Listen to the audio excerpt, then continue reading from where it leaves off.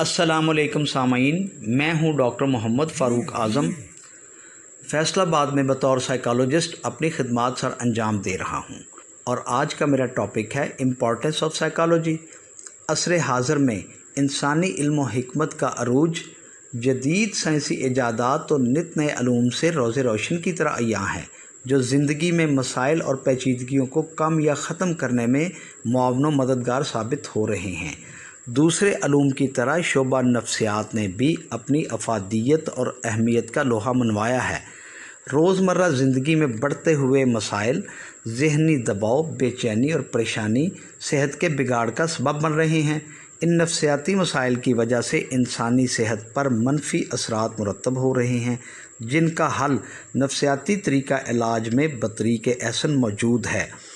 अब नफ्सियात के शोबा में नई तहकीकात का रुझान बढ़ता जा रहा है और यही वजह है कि ये तरीका इलाज रवाज पा रहा है और मसाइल का शिकार अफराद माहिरीन नफ्सियात की फ़राहम करदा रहनुमाई पर अमल पैरा होकर भरपूर ज़िंदगी गुजार रहे हैं। जैसा कि आप जानते हैं कि साइकोलॉजी एक ऐसा इल्म है जो इंसानी जहन और रवैयों के बारे में आगाही फ़राहम करता है। इस इल्म की रोशनी में एक साइकोलॉजिस्ट रवैयों में तब्दीली, मसाइल को कम करने और मसाइल पर काबू पाने के बारे में रहनुमाई फ़राहम करता है। लिहाजा हम कह सकते हैं कि नफ्सियाती तरीका इलाज से पहलू तही मुश्किल ही नहीं बल्कि नामुमकिन होती जा रही है। नफ्सियात के शोबा में नुमायाँ जिद्दत वाक़या हो रही है। नित नए टेस्टिंग स्केल मुतारफ़ करवाए जा रहे हैं। मुख्तलिफ़ थेरेपीज़ का इस्तेमाल इस तरीका इलाज का अहम जुज़्व है।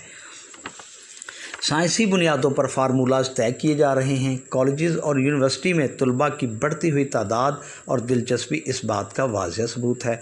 दुनिया भर के मुख्तलिफ़ इदारों ने नफ्सियात की अहमियत को तस्लीम किया है।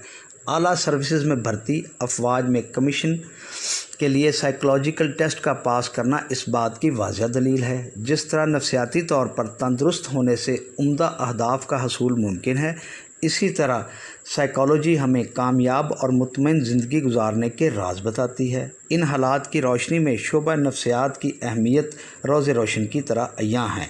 आने वाले चंद सालों में इदारों में एक माहिर नफ्सियात की मौजूदगी लाजमी समझी जाएगी।